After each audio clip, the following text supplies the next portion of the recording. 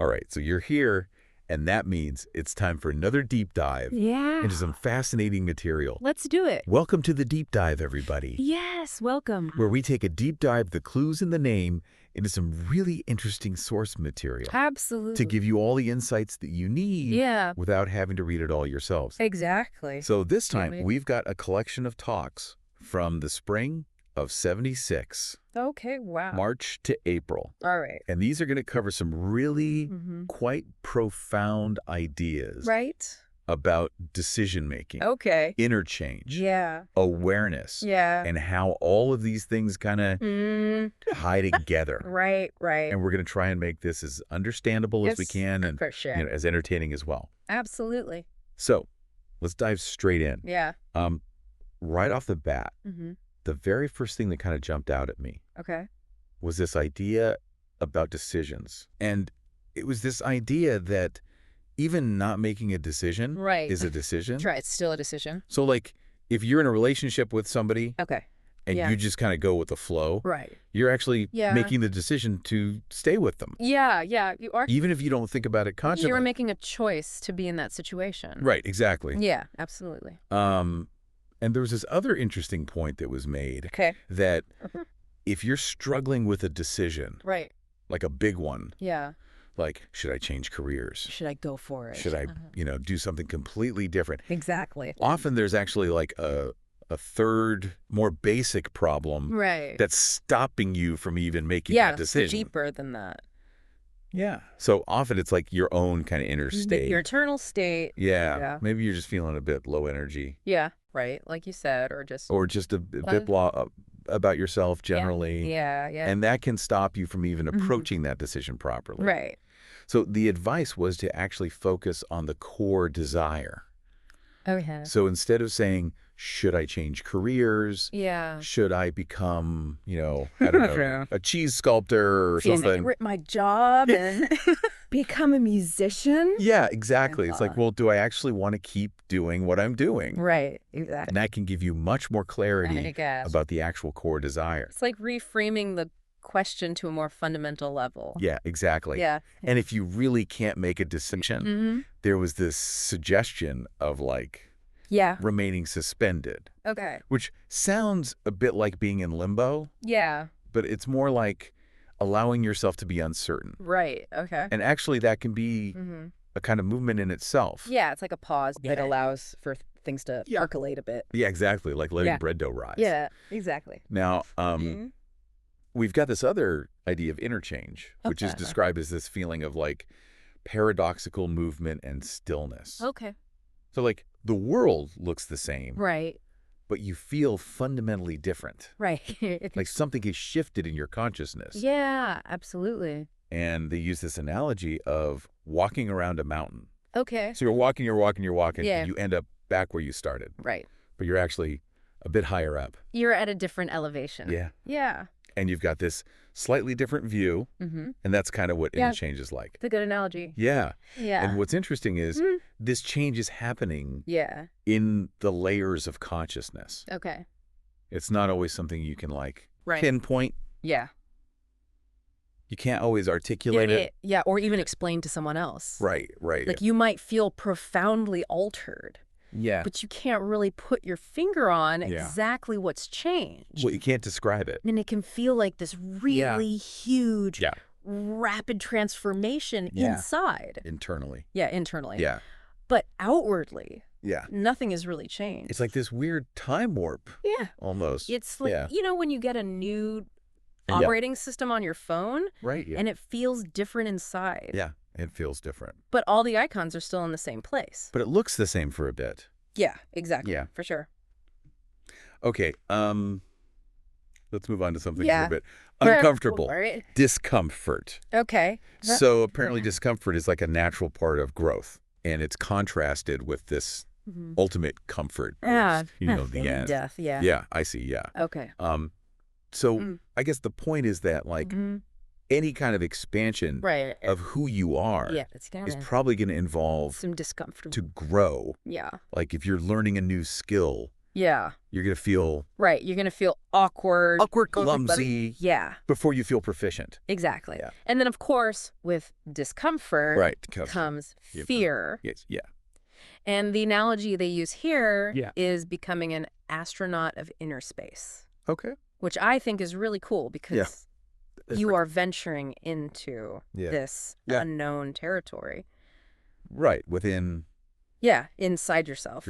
Yeah, and that can be... Yeah, which can be scary, But leaning into that change, despite the fear, is what fuels your vitality. Right, okay. Now, here's a funny one. Okay. Apparently, our minds are real troublemakers. Yeah, they like to. And they like to stir up trouble or throw obstacles in our path. Precisely when we're about to have a breakthrough. Right. So it's almost like... And something good is about to happen. Yeah. Our minds just try to... Your mind just tries to mess it up. Sabotage us. Yeah, totally. Okay, this one's a bit of a head-scratcher. Right. The idea of the watcher within. Okay. So the basic idea is that you can never really truly observe yourself. Yeah. Because whoever's doing the watching... Right, there's a separate... is separate from the you that's being watched. Right. Yeah. You're always one step removed. Yeah, exactly. It's like trying to lick your own elbow. I love that. That's a good one. You can kind of get close. You can get close. But you can never actually never quite reach it. Yeah, exactly. Okay, let's talk about something with a bit more rhythm energy. Yeah. So we all have these natural ebbs and flows of energy. High energy, low energy. Yeah. And it's likened to day and night. Okay. And the advice here is not to fight those low energy periods. Right. Don't beat yourself up for not being a constant dynamo. Don't try and be on all the time. Exactly. Yeah. Accept them. Right. Rest in them. Yeah, just because go with the flow. Yeah. That paves the way for even higher peaks later on. Right, exactly. It's like becoming your own little... recharging your batteries. Yeah. But the thing to watch out for is this wrong attitude of like perfectionism. Right. Trying to be... Or trying to be one-sided. Yeah, trying to be one thing all the time. Yeah, and constantly energetic and productive. It's about tuning in to your body's natural rhythms. Right. And listening to what it needs. Your body knows what it needs. And not trying to force yourself into some kind of rigid ideal. Yeah. For sure. All right, let's talk about these little moments of magic in everyday life. Right. So, those times when you just suddenly feel this like click, and something feels sacred. Yeah. Maybe it's like the sound of rain. Yeah, like a simple thing. On the roof. Yeah. Or sunlight coming through the trees. Yeah, just like a beautiful, or a bird singing. Moment. Yeah. Yeah. And the suggestion is to actually relive those moments in detail with your eyes closed. I'd visualize it. For 7 whole days. Okay, wow. Yeah. Yeah, it sounds kind of like a mental vacation you can take. Yeah, it's a nice idea. Yeah. And talking about inner practices, meditation gets a very down-to-earth explanation here. Yeah. It's compared to something as natural as breathing. Okay. Something we all do. Yeah. Whether we think about it or not. Automatically. Yeah. Yeah. And it's presented as this natural, spontaneous flow. Okay. Not something you have to, like, master. Yeah, not like a special skill. Or acquire. Yeah. And get this, just paying really good attention when someone is talking can be a form of meditation. Yeah, that's true. Who knew? Really being present with someone. Yeah. Yeah. Now, this next bit feels very relatable. Okay. It's about this natural progression of moving away from your mother and your parents generally. Yeah.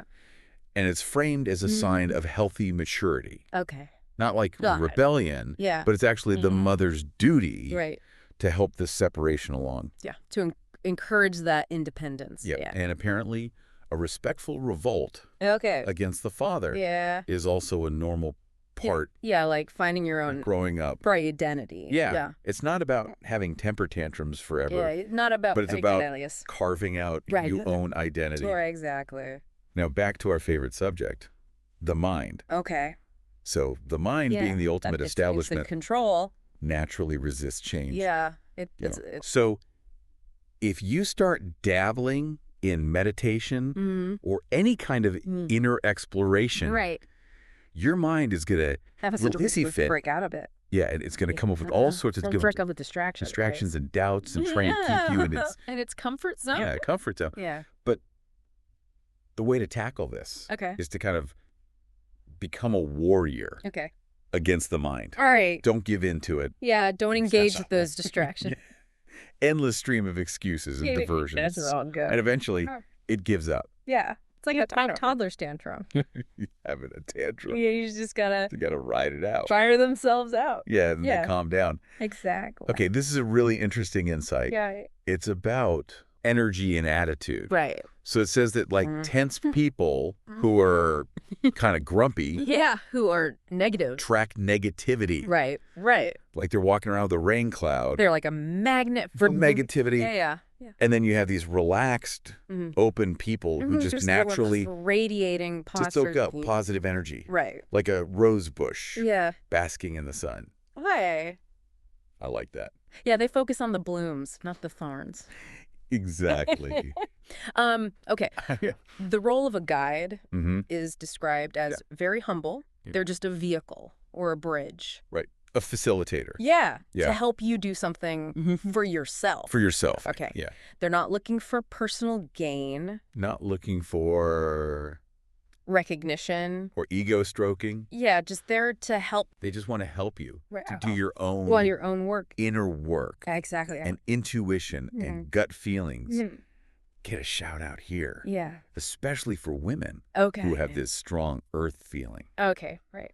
So those hunches are worth paying attention to. Yeah, definitely. But the advice is to think about them at least 3 times. You have to blurt it out. Before you say them out loud. Think it through. Yeah, because sometimes those hunches they can lead you astray. Yeah, exactly. Now let's talk about habits. Okay. So apparently you can become an expert at being sad. Okay. Like literally a professional at it.